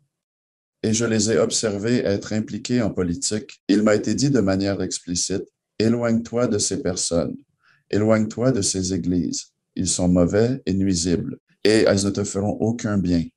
J'étais genre, d'accord, et donc je ne l'ai jamais fait. Je n'ai jamais rien eu à faire avec eux. Je ne les ai jamais écoutés. Au début des années 80, arrivée de la télévision câblée, c'est alors que le télévangélisme a commencé et ils ont débuté avec leur Starlink, ou peu importe comment ils se nommaient, Godlink, avec leur satellite et ils diffusaient tous leurs trucs à la télé. Eh bien, quand la télévision par câble a été lancée, on pouvait tomber par hasard sur l'une de leurs chaînes et les écouter se lamenter sur ceux dont Dieu a besoin. Mais c'était toujours Dieu a besoin de votre. De l'argent pour acheter un nouvel avion. Ouais, un nouvel avion, ouais, parce que je ne supporte pas d'être dans un avion de ligne. C'est un tube rempli de démons. Ah, s'il vous plaît. Mais bien sûr, on m'a démontré à quel point ces individus étaient mauvais, rétrogrades, et combien ils étaient éloignés de la vraie foi. C'est une entreprise qu'ils ont. Ce n'est pas une église, c'est une entreprise. Ainsi donc, ils utilisent leur argent pour influencer la politique. Et bien sûr, les politiciens accepteront cet argent avec plaisir et feront ce que les donateurs demandent. Alors, oui, c'est comme ça que Donald Trump a été élu, en partie pour cela. Mais ensuite, j'ai été témoin de nombreuses manifestations dans nos rues. Puis, j'en ai observé une qui était vraiment violente. Je veux dire, les gens étaient sérieusement blessés. Et je sais, cela se passait au sud de New York. Au début, ben, je croyais que c'était à Charlottesville, mais à cause de la violence des dégâts. Je pense que ce qu'on m'a montré était une insurrection. S'est déroulé, Washington, D.C. est essentiellement au sud de New York.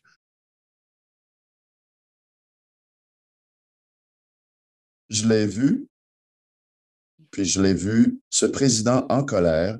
Je l'ai observé dans le bureau ovale à la Maison-Blanche et il semblait vraiment un peu effrayé, voire même un peu apeuré.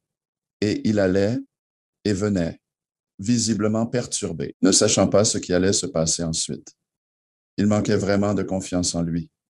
Et il continuait à sortir dans le couloir en attendant des visiteurs qui n'arrivaient pas.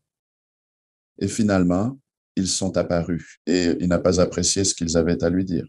Ça l'a beaucoup contrarié. Et puis, ils l'ont conduit hors de la Maison-Blanche, l'ont amené sur la pelouse et là, ils l'ont abandonné seul. Et puis, la vision suivante a jailli. Il organise un rassemblement. Sur les marches, tout près des escaliers d'un imposant édifice situé à Washington, D.C., il se tient derrière le microphone et il encourage les gens à se battre, à persévérer. Et il leva son poing dans l'air. Et c'est précisément ce que Donald Trump a fait. Le jour de l'insurrection, et dès lors, j'ai juste été témoin de beaucoup de chaos, de nombreuses bagarres, de multiples perturbations à travers le pays. Les gens se disputaient et ne parvenaient à aucun accord sur rien.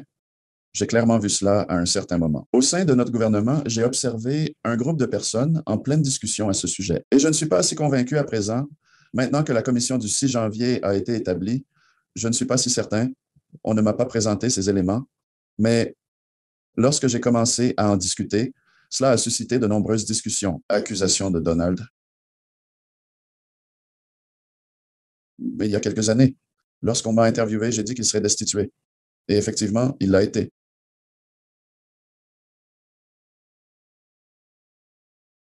Ouais, donc j'ai observé la perturbation et j'ai vu Donald à un rassemblement quelque part très proche, pas très loin de Washington, D.C. C'était un peu comme dans le nord-est supérieur, par là, quelque part. Je l'ai vu lors d'un rassemblement en train de galvaniser à nouveau la foule. Mais peu de temps après, c'était comme s'il avait soudainement saisi son cœur, comme s'il avait été blessé et il ne pouvait pas respirer. Il avait l'air effrayé. Et puis je l'ai vu comme aspiré dans une spirale, comme un tunnel. La même sorte de spirale que j'ai traversée quand je suis mort sur la table. Il a été aspiré dedans et je l'ai vu tournoyer à l'intérieur de ce tunnel, puis il a été aspiré et il a disparu. La chose suivante que j'ai vue, c'est qu'il était dans une chambre d'hôpital, entouré, je crois, de sa famille. Et j'ai bien compris qu'il était en train de mourir. Il n'avait plus beaucoup de temps à vivre. Il a fait un infarctus. Un infarctus, ou peut-être qu'il a été blessé par balle, je ne sais pas. Mais c'est exactement ce que je prévois de voir arriver très bientôt. À chaque fois que je regarde une photo de lui sans tout ce maquillage orange, le costume et tout le reste, mon Dieu, il a vraiment l'air affreux, l'affaire et Burke. Alors, je m'attends à ce qu'il lui arrive quelque chose bientôt. Il tient encore des rassemblements. Ouais. Et puis, je crois que vous avez parlé de quelque chose à propos d'un rassemblement complet, soit une guerre civile, soit un conflit interne aux États-Unis. Quelque chose tel des événements survenant. Alors, c'est arrivé après son décès. Puis, j'ai constaté une forte augmentation des combats et des destructions dans les rues, et j'ai vu un groupe de personnes agissant très secrètement entrer dans une tour ou un bâtiment similaire, comme une petite tour d'habitation. Il s'avère que c'est un studio de télévision, c'est ce que ça semblait être, et des gens. Ma femme est à la maison, donc il y a des gens à l'intérieur. Cet endroit, et soudain, il y a eu une explosion. Et j'ai vu, on aurait vraiment dit, un studio de télévision avec des câbles et des lumières suspendues partout, et tout était brûlé et cassé. J'ai demandé, pourquoi attaque-t-on ce bâtiment? Pourquoi les manifestations autour?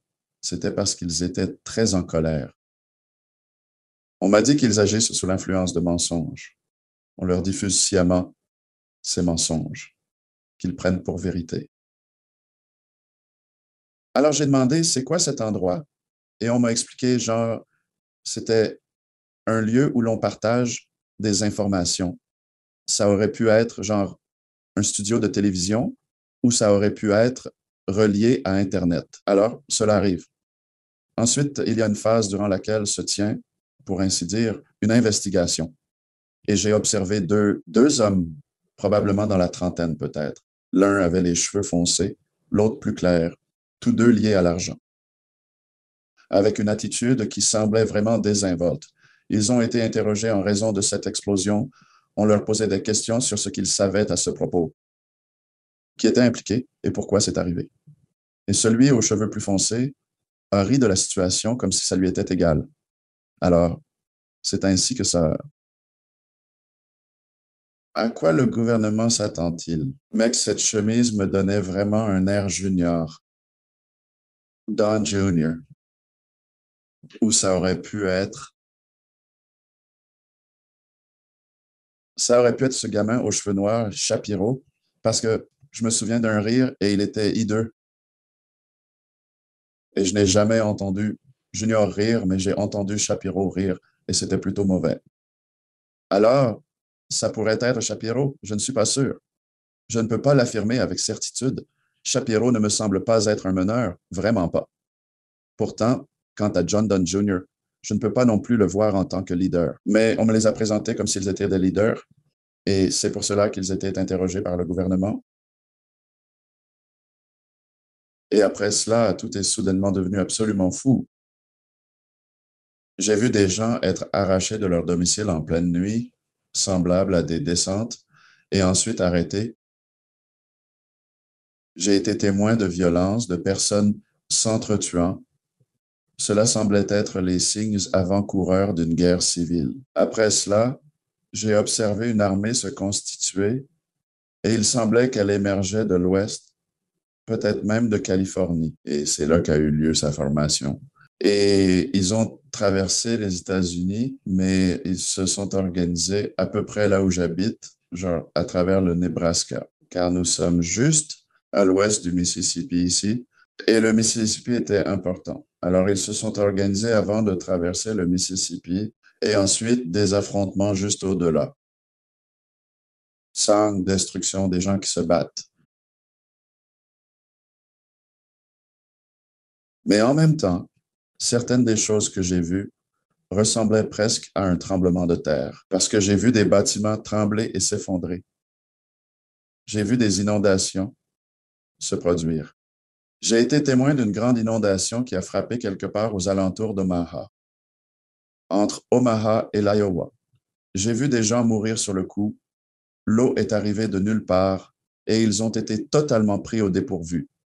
Donc, la seule explication que je vois à cela serait un tremblement de terre. Ouais, j'étais sur le point de dire, enfin, si jamais un raz-de-marée venait à frapper Omaha, on est fichu, que le monde s'est effondré.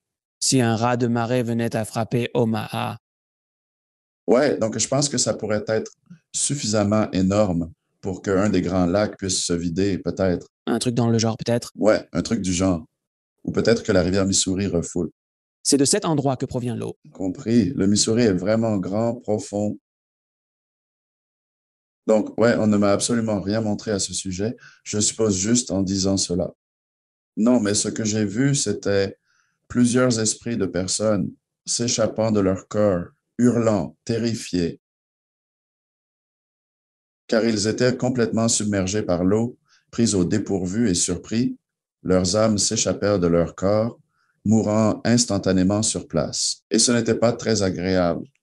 Alors, au plus fort de la situation, quand ça devenait vraiment mauvais, mon esprit de 8 ans, ma conscience, c'était accablant. À un moment donné, j'ai détourné le regard.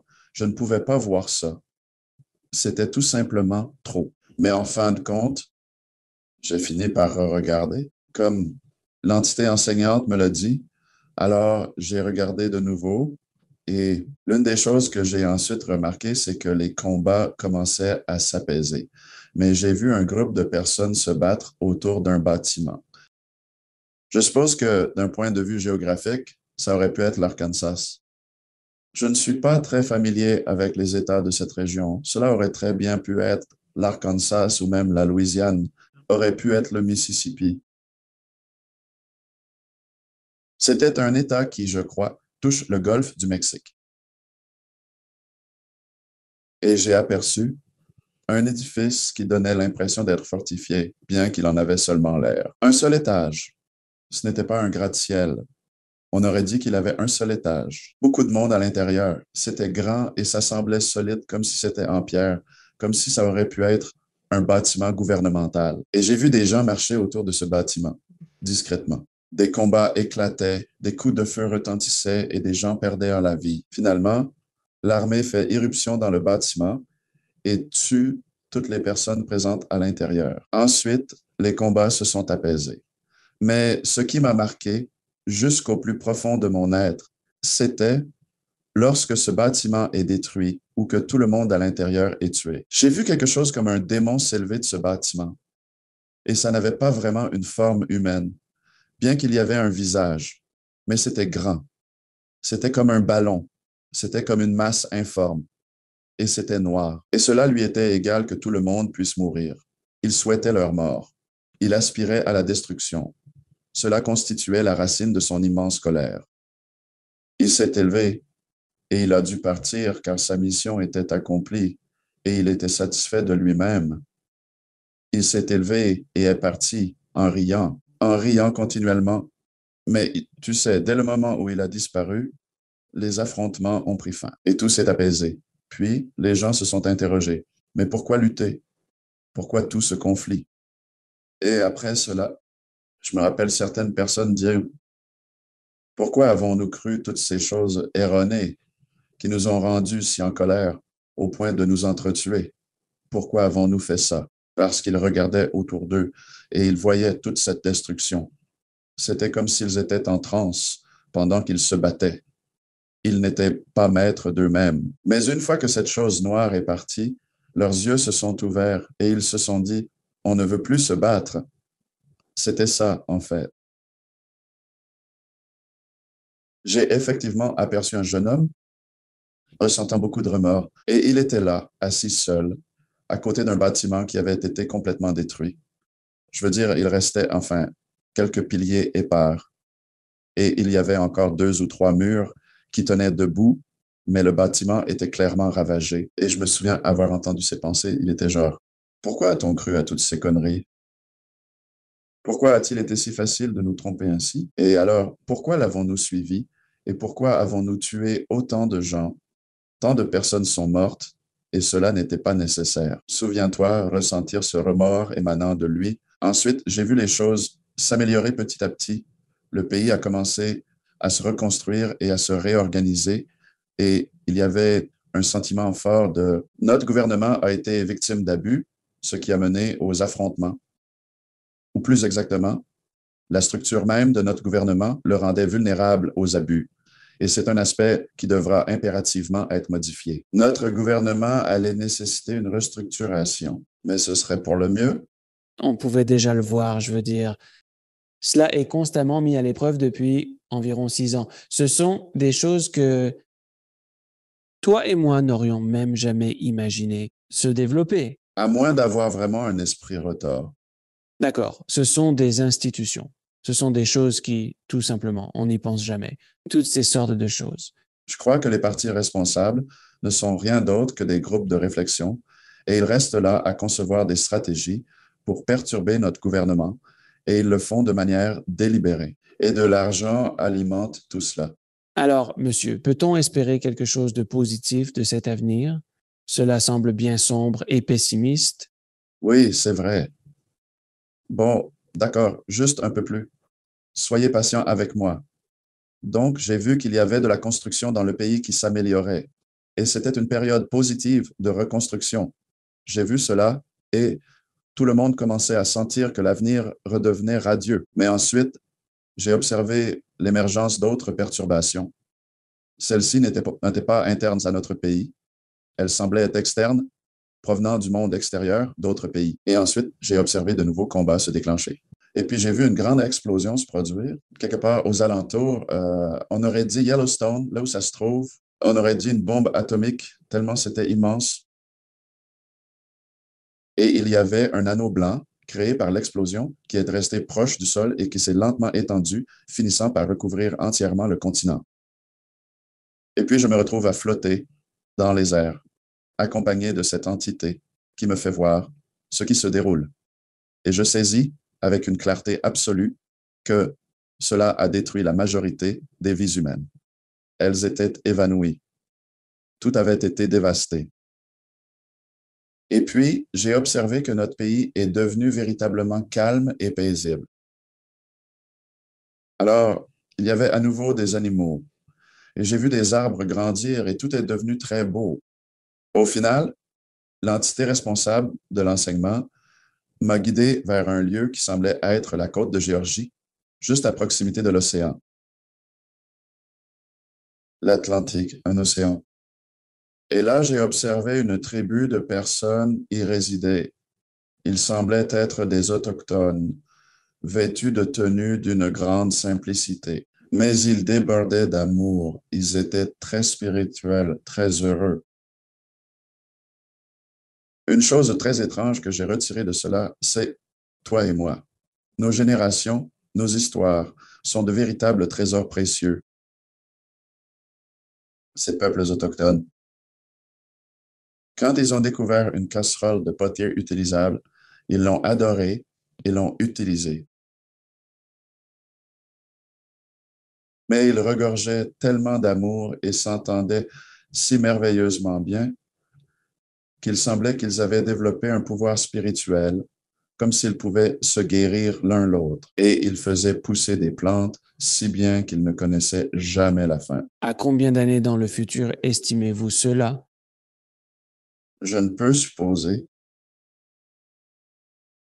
Eh bien, une fois qu'une bombe atomique a été larguée, je ne pense pas que le sol soit habitable pendant un bon moment. Hiroshima nous l'a enseigné. Oui, donc voilà. On ne m'a donné aucune référence temporelle. On m'a juste montré que la vie est totalement anéantie dans cette zone que là. Des bombes tombent tout dans la région du continent. On aurait dit que presque tout le continent était mort, c'est ce que ça semblait être. Mais je n'ai observé qu'une unique explosion.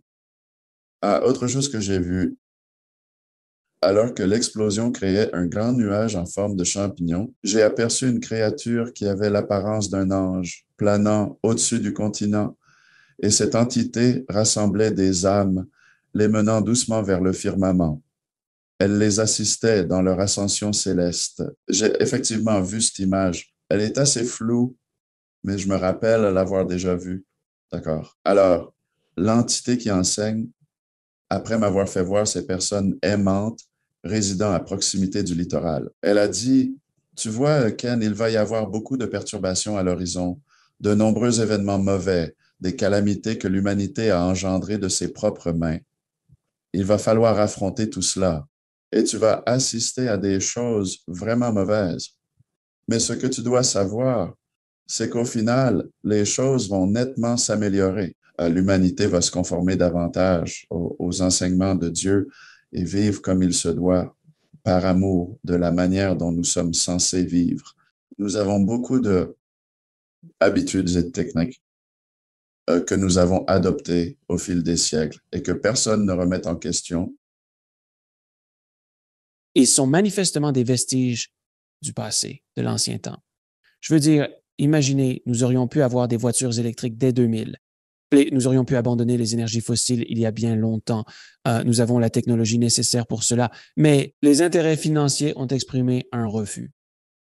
Je comprends, pour réaliser des profits. Je comprends qu'il y a une raison pour laquelle un burger McDonald's coûte moins cher qu'un fruit. Il y a une raison. Ce n'est pas l'incapacité de faire, mais le choix de ne pas agir. C'est tel un grand navire. Je perçois la société comme un gigantesque porte-avions qui met une éternité à virer de bord. C'est un processus lent, ce n'est pas un hors-bord qui peut pivoter et bondir à volonté. Ça prend simplement beaucoup de temps pour effectuer le moindre changement de direction. Même au cours des 20 dernières années, j'ai vu ça changer. Maintenant que tout le monde est à bord, on se dit, tu sais, je pense que l'électrique, c'est la direction vers laquelle on va aller et il faut qu'on trouve d'autres sources de carburant pour devenir indépendant énergétiquement, juste d'un point de vue politique, pour avoir une liberté vis-à-vis d'eux. Pourquoi achetons-nous du pétrole à des pays qui veulent notre perte? Il y a une certaine logique là-dedans et il y a plus de spiritualité. On comprend mieux la spiritualité. Il y a un éveil qui se produit, mais il y a aussi beaucoup de perturbations. Alors, C'est un peu comme des douleurs de croissance. De bien des manières, c'est exactement ça. Et tel que cela m'a été révélé, c'était comme, qu'est-ce qui se passe ici? C'était, en quelque sorte, prédestiné. Et l'humanité a opté pour cette voie et rien ne changera tant que nous ne déciderons pas de changer. Alors, le chemin sur lequel nous sommes, je veux dire, quand on y réfléchit, eh bien, j'ai regardé le journal télévisé sur la guerre en Ukraine, par exemple. Et ça ressemble à quoi? Certaines personnes à la télé, en quelque sorte, analysent l'efficacité de ce type de progression, ce genre de choses. C'est presque comme un match de football. Ils empiètent sur le territoire de l'ennemi et ensuite, extrêmement mortel et complètement inutile, parce que cet étrange individu bizarre en Russie a un problème d'ego et ensuite il ne peut pas s'en défaire. Oh là là là là. Méchant. Ken, je te remercie d'avoir partagé ce voyage avec moi. Attends une minute. Alors, tu as vu tout cela et après, on t'a renvoyé dans ton propre corps. C'est bien ça? D'accord. Au final, maman est revenue à la maison et m'a éloigné de tout cela et m'a ramené auprès de ma famille proche. Et je crois que c'était comme si le ciel s'ouvrait tout à coup. Et il m'a été dit que je devais prendre une décision importante. Si j'allais demeurer là-haut avec eux ou si j'allais redescendre, j'ai choisi de revenir car on m'a révélé que ma mère sur Terre implorait pour mon retour et qu'elle serait profondément chagrinée si je restais. Ainsi, j'ai pris la décision de revenir. Cependant, il y a encore une chose essentielle que je dois vous communiquer. C'est que juste après que l'on m'eut montré toutes ces visions de l'avenir, ma mère m'a pris à part. Et elle m'a dit quelque chose à propos. Si tu reviens avec tout ce savoir, si tu retournes sur Terre avec tout ça dans ta tête, a-t-elle dit, je ne veux pas que tu sois enfant prophète. Et elle a dit, enfant prophète. Car elle a dit, si tu te rappelles de tout cela quand tu seras encore enfant et que tu en parles autour de toi, ta vie sera extrêmement difficile. Elle a pris la décision de me protéger. Alors, elle a comme plongé au plus profond de ma conscience et a nivelé, éliminé une multitude de ces événements futurs, les effaçant purement et simplement. Je ne m'en étais pas souvenu avant ce moment. Je l'étais. Je pense que c'était au début de la vingtaine. Je me suis réveillé après un rêve très intense et Dieu m'a parlé pendant que je rêvais, puis il m'a réveillé. Et après cela, ça m'a vraiment ouvert les yeux. Ça a ravivé tous ces vieux souvenirs enfouis. Et puis, je me suis rappelé de nombreux détails sur mon expérience de mort imminente. Tout est revenu à ma mémoire. Ainsi, tout au long de mon enfance, je n'ai jamais parlé de guerre, de destruction ou de choses similaires parce que je ne m'en souvenais tout simplement pas, n'est-ce pas? Et j'ai été tout aussi surpris que n'importe qui d'autre en apprenant la mort de JFK, car moi non plus, je ne m'en souvenais pas. Alors, vous êtes renvoyé ici-bas et puis vous vivez votre vie et vous êtes maintenant ici avec nous à partager votre savoir. Je vous écoute. Je dois vous faire peur du fait qu'en l'an 2015, lorsque l'élection se intensifiait, je veux dire, à mesure que l'élection présidentielle de 2016 approchait et je savais que Trump se présentait, je savais que Hillary se présentait. J'étais, disons, hors de moi pendant un instant parce que je pouvais vraiment ressentir l'intensité du pays. C'était une sensation que je connaissais bien. On m'a montré tout cela lorsque j'étais au paradis et c'était un rappel de toutes ces choses.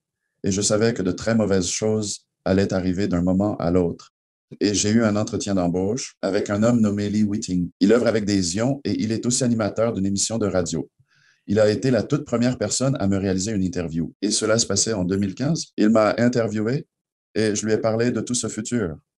Ce qu'il n'a pas réalisé ce jour-là, c'était à quel point c'était intense.